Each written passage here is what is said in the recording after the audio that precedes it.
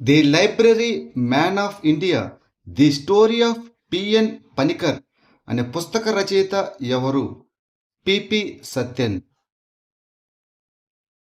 ఉపరాష్ట్రపతి భవన్లో the library man of India the story of PN Panicker అనే పుస్తకాన్ని ఉపరాష్ట్రపతి సిపి రాధాకృష్ణన్ విడుదల చేశారు. పిపి సత్యన్ రచించిన ఈ పుస్తకం పిఎన్ పనికర్ జీవితం మరియు ఆయన చేసిన సేవలను వివరిస్తుంది. పిఎన్ పనికర్ను కేరళ సాంస్కృతిక పునర్జీవనానికి, అక్షరాస్యత ఉద్యమానికి పితామహుడిగా పరిగణిస్తారు. ఆయన సనాతన ధర్మ గ్రంథాలయాన్ని స్థాపించి కేరళలోని గ్రామాలు మరియు గిరిజన ప్రాంతాల్లో చదవండి ఎదగండి అనే సందేశాన్ని ప్రచారం చేశారు. భారత ప్రధాని యుఏఈ అధ్యక్షుడికి బహుమతిగా ఇచ్చిన రోగన్ పెయింటింగ్ ప్రధానంగా ఏ భారత రాష్ట్రానికి సంబంధించినది? గుజరాత్.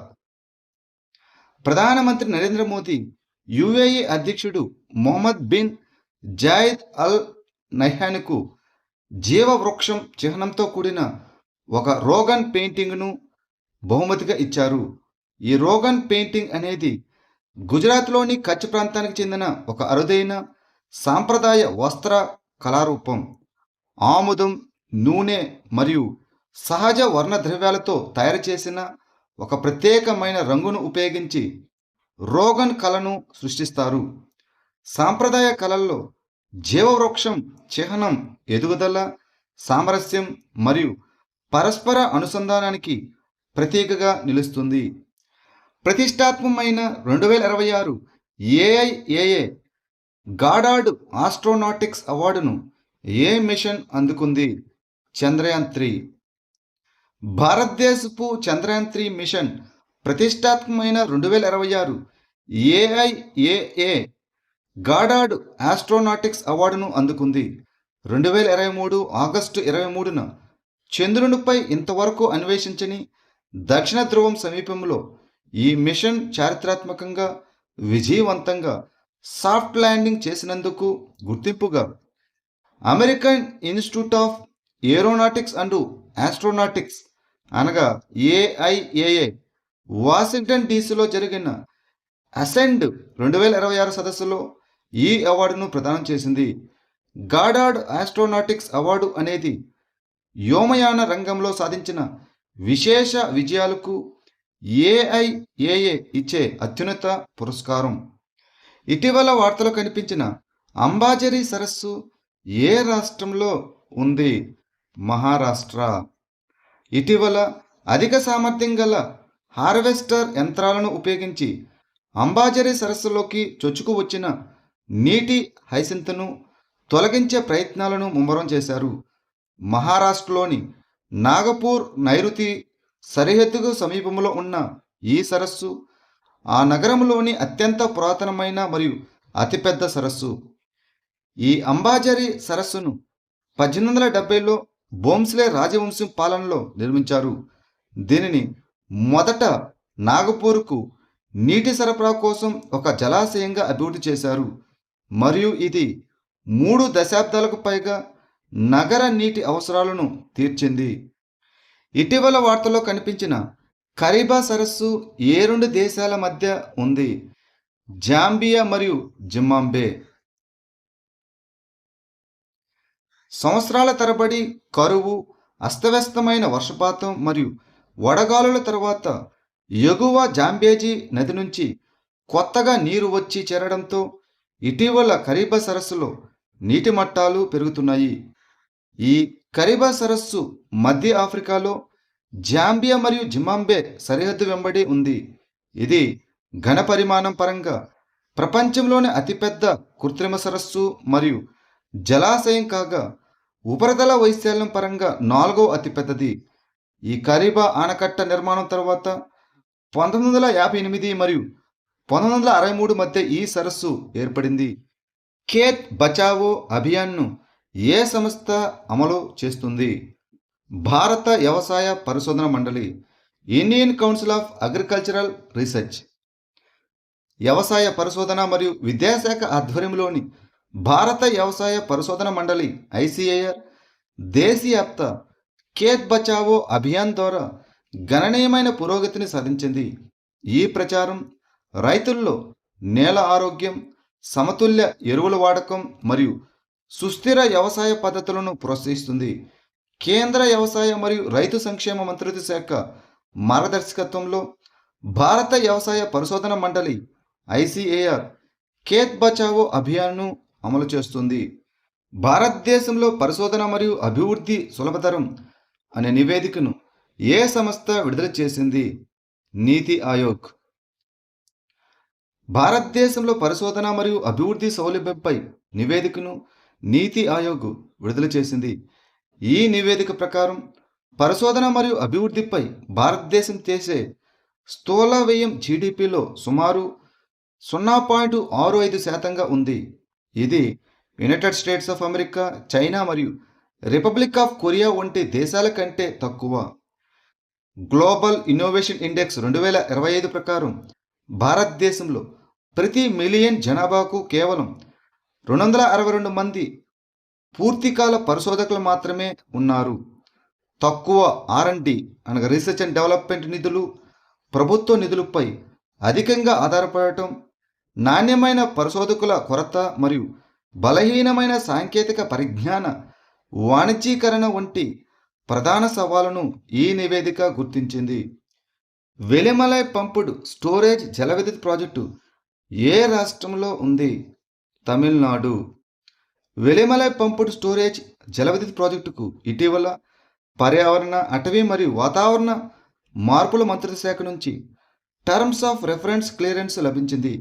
ఈ 1100 మెగావాట్ల ప్రాజెక్టును తమిళనాడులోని కన్యాకుమారి జిల్లాలోని వెలిమలైలో అభివృద్ధి చేయనున్నారు.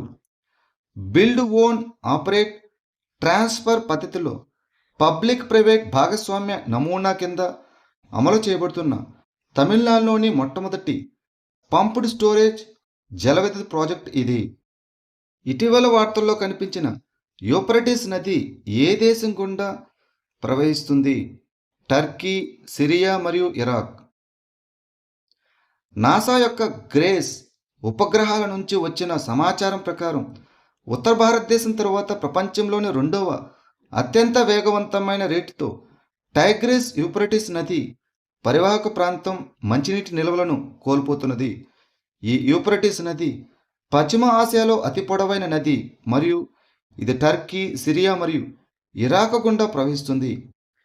ఇది తూర్పు టర్కీలో కరాసు మరియు మురాతు నదుల నుంచి ఉద్భవించి తర్వాత టైగ్రీస్ నదితో కలిసి షట్ అల్ అరబ్గా ఏర్పడి పర్షియన్ గల్ఫ్లో కలుస్తుంది.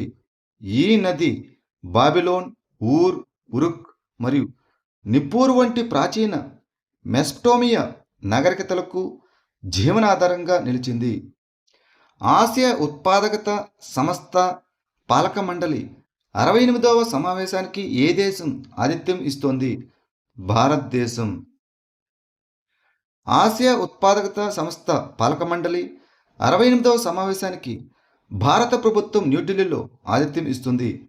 ఆసియా ఉత్పాదకత సంస్థ అనగా ఏపీఓ, ఏషియన్ ప్రొడక్టివిటీ ఆర్గనైజేషన్ అనేది ఆసియా పసిఫిక్ ప్రాంతంలో ఉత్పాదకతను మరియు సుస్థిర సామాజిక ఆర్థిక అభివృద్ధిని మెరుగుపరచడానికి 1961లో స్థాపించబడిన ఒక అంతర ప్రభుత్వ సంస్థ. భారతదేశం ఏపీఓ వ్యవస్థాపక సభ్యదేశం. భారతదేశంలో వాణిజ్య మరియు పరిశ్రమల మంత్రిత్వ శాఖ ఆధ్వర్యంలోని జాతీయ ఉత్పాదకత మండలి నియమిత జాతీయ ఉత్పాదకత సంస్థగా పనిచేస్తుంది. ఈ ఏపీఓ యొక్క ప్రధాన కార్యాలయం జపాన్ యొక్క రాజధాని అయినటువంటి టోక్యోలో ఉంది. జీవన్ మొబైల్ అప్లికేషన్ మరియు శతాయు డాష్ బోర్డును ఏ మంత్రిత్వ శాఖ ప్రారంభించింది? సామాజిక న్యాయం మరియు సాధికారత మంత్రిత్వ శాఖ, the ministry of social justice and empowerment. సామాజిక న్యాయం మరియు సాధికారత మంత్రిత్వ శాఖ వయోవృద్ధుల కోసం జీవన్ మొబైల్ అప్లికేషన్ మరియు శతాయు డాష్ బోర్డును ప్రారంభించింది. జీవన్ అనగా joint elderly empowerment and virtual assistance network. భారతదేశంలోని వయోవృద్ధులకు భద్రత, ఆరోగ్య సంరక్షణ సదుపాయం, సంక్షేమ మద్దతు మరియు సామాజిక సమ్మిళితత్వాన్ని మెరుగుపరచడమే ఈ యాప్ యొక్క లక్ష్యం. ఇక శతాయు అనగా సీనియర్ హోలిస్టిక్ కేర్ అసిస్టెంట్స్ అంటూ ట్రైనింగ్ ఫర్ యువర్ యుటిలిటీ, మరియు ఇది వయోవృద్ధులకు సంరక్షణ సేవలకు మద్దతిస్తుంది. అరుదైన కాశ్మీర్ ఫ్లై క్యాచర్ ఇటీవల ఏ రాష్ట్రంలో కనిపించింది? కేరళ. అరుదైన కాశ్మీర్ ఫ్లై క్యాచర్ ఇటీవల కేరళలోని చెమ్మట్టమయ్యవల్ చిత్తడి నేలలో కనిపించింది. ఇది మసికాపిడే ఫ్లై క్యాచర్ కుటుంబానికి చెందిన ఒక చిన్న ప్యాసిరిన్ పక్షి. ఈ జాతి భారత ఉపఖండానికే పరిమితమైనది మరియు ప్రధానంగా వాయువ్య హిమాలయాల్లోని కాశ్మీర్ ప్రాంతంలో సంతానోత్పత్తి చేస్తుంది. ఇది ఒక వలస పక్షి.